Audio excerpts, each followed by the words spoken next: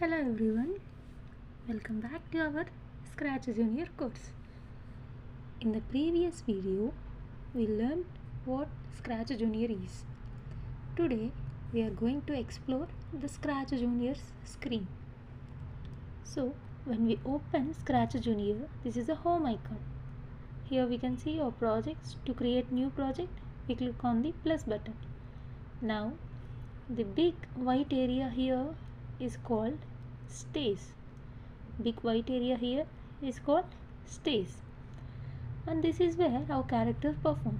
Whatever animations we create will appear here only.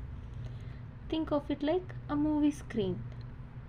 Below the stays we see the character area. By default we have a cat character.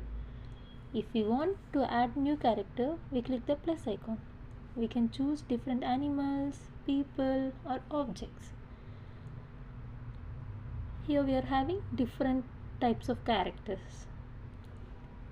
On this side we see colorful blocks. These are called programming blocks. Each color has a meaning. Yellow, start block. Blue color will be for motion block. Purple color, looks block. Green, sound block. Orange, control block. We just drag and join these blocks to make our character move.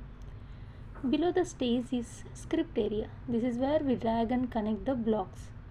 This is where the coding happens. Now you know all main parts of the ScratchJr screen. In the next video, we will make our cat move for the first time.